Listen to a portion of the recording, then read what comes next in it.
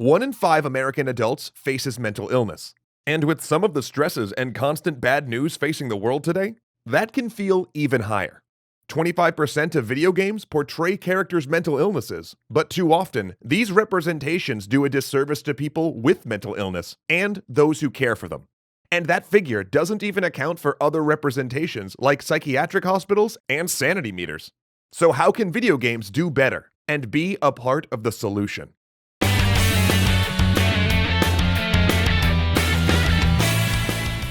Before we begin, please give a warm EC welcome to our guest writers for this episode. Heidi McDonald, a veteran designer and author of Digital Love, Romance and Sexuality in Games, and Dr. Kelli Dunlap, who holds a doctorate in clinical psychology and a master's in game design. Thanks so much, you two. Think about it. How many times have we seen a villain in a video game with some kind of mental illness that defines them as a character? The mad scientist or the evil megalomaniac out to take over the world or get revenge? Mental illness does not automatically make a person violent. Statistically, people with mental illnesses are much more likely to be the victims of violence than they are to be the perpetrators of it. In fact, only 3% of all violent crimes can be attributed to individuals living with mental illness. And then there's all the games that take place in a mental hospital or some other type of mental health institution designed to instill fear in players. It can be intimidating enough to ask for help if you're struggling with a mental illness, much less to sign yourself into a hospital when you really need it. But the truth is, there's no shame in needing help or asking for it. And games' portrayals of mental hospitals as evil or violent places where torture happens is not fair to mental health professionals who do their best to help those seeking help. And such depictions might also discourage people who need that help from getting it, if their impressions of mental hospitals are based solely on media portrayals. So if these are the examples of what not to do, what are some ways that game designers can pay more attention to getting it right?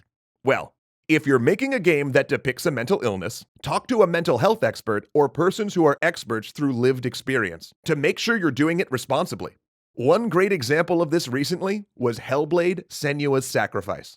The folks who made Hellblade included subject matter experts every step of the way, as well as including people who had experienced hearing voices or having hallucinations. And that resulted in a game that was compelling and realistic.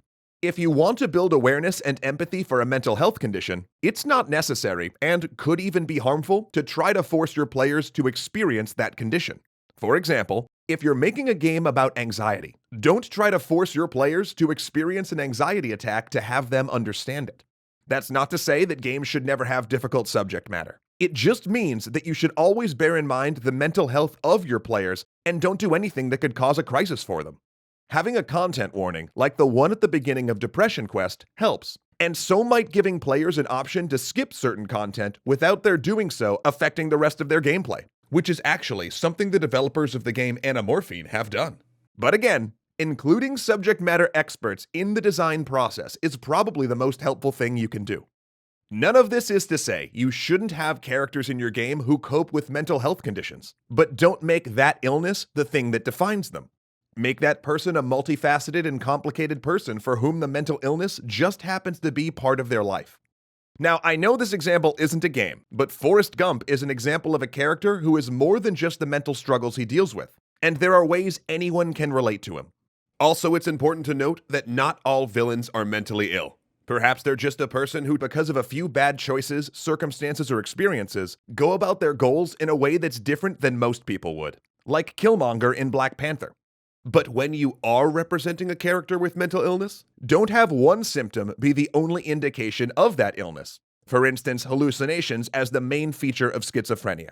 Most mental health conditions have several symptoms which are indicative of that condition, and using only one reduces that illness to a cliché and a stereotype, rather than getting at the heart of what people are struggling with.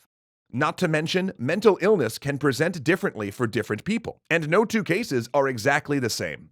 One person with schizophrenia might have hallucinations, sure, but not every patient with that condition will experience them. Also, characters with mental illness can be represented as simply as having a character take their meds, or mentioning they visited a therapist once. It's totally okay to show the mundane everydayness of mental illness, which might help fight stigma. Always do good where you can, but at least do no harm. And finally, there's certain phraseology to be aware of when talking about mental illness. We want to always focus on the human being rather than on the condition, with the person being secondary. So, using person with mental illness is preferable to mentally ill person.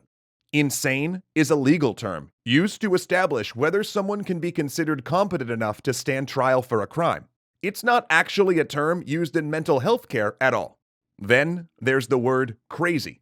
Situations and circumstances like weather or traffic can be called crazy. But when you call a person crazy, that's not really as considerate as we need to be about mental health. There's actually a pretty good list of words to avoid using if you want to be more sensitive about this.